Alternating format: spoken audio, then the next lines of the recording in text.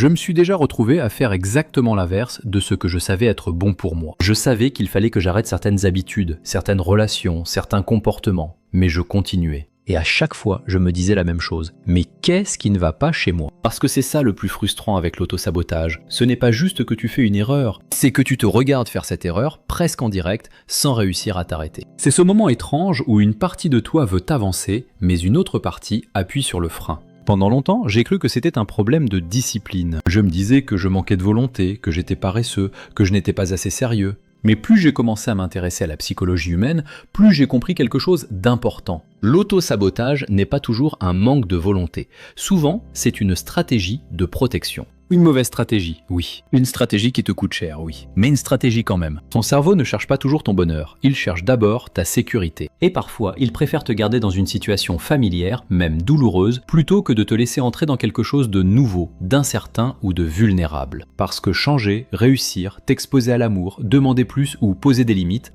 tout ça peut être perçu comme un danger. Alors ton cerveau bloque. Il repousse. Il invente des excuses, il te fait douter, il te pousse à revenir vers ce que tu connais déjà. Alors aujourd'hui, on va voir 5 réflexes simples pour arrêter d'agir contre toi-même. Et si tu trouves ces conseils utiles, pense à liker la vidéo pour me soutenir et abonne-toi à la chaîne Le Décodeur Humain. Premier réflexe, ne te demande pas qu'est-ce qui ne va pas chez moi. Demande-toi plutôt qu'est-ce que j'essaie d'éviter. Parce que quand tu procrastines, tu n'évites pas toujours une tâche. Tu évites peut-être la peur d'échouer. Quand tu repousses une conversation, tu n'évites pas seulement un message. Tu évites peut-être le conflit, le rejet ou la honte. Quand tu restes bloqué, ce n'est pas toujours parce que tu es faible. C'est parfois parce qu'une émotion te semble trop difficile à affronter. Donc au lieu de te juger, observe. Ton auto-sabotage n'est pas une preuve que tu es nul. C'est une information sur ce que tu essaies de fuir. Deuxième réflexe, réduis l'action jusqu'à ce qu'elle ne fasse plus peur. Voici une erreur que beaucoup de gens font quand ils veulent changer. Ils essaient de se forcer à faire un grand pas alors qu'une partie d'eux est déjà en panique. Ils se disent « à partir de demain, je change tout.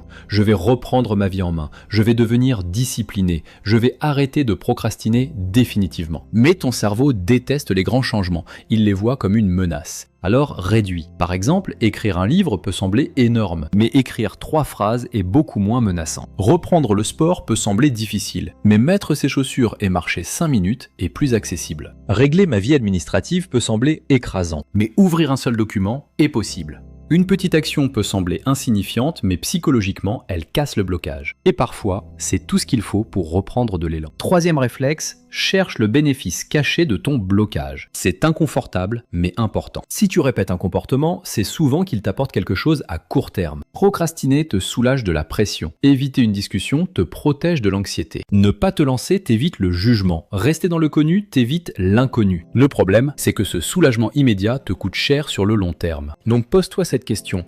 Qu'est-ce que je gagne à rester bloqué? Pas pour te culpabiliser, mais pour comprendre ce qui essaye d'être protégé. Car c'est en comprenant le mécanisme que tu peux enfin le dépasser. Quatrième réflexe, méfie-toi des excuses qui ont l'air intelligentes. Quand ton cerveau a peur, il ne dit pas toujours « j'ai peur ». Il dit plutôt « ce n'est pas le bon moment, je ne suis pas encore prêt, je dois réfléchir davantage ». Et parfois, c'est vrai. Mais parfois, c'est juste de l'évitement déguisé en logique. La différence est simple. La prudence te prépare à agir. L'évitement te donne une raison de ne jamais commencer. Alors quand tu te dis « pas maintenant », demande-toi « est-ce que j'ai vraiment besoin de plus de temps ou est-ce que j'essaie juste d'éviter l'inconfort ?» Ton cerveau est intelligent, mais quand il a peur, il n'est pas toujours honnête. Cinquième réflexe, remplace la culpabilité par une analyse. Quand tu te sabotes, ton premier réflexe est souvent de te punir. « Je suis nul, je recommence encore, je n'ai aucune volonté ». Mais la honte ne débloque pas l'action. Elle crée encore plus d'évitement. Alors au lieu de te juger, enquête. Demande-toi, qu'est-ce qui s'est passé juste avant? Quelle émotion m'a fait fuir? Quelle pensée m'a convaincu d'abandonner?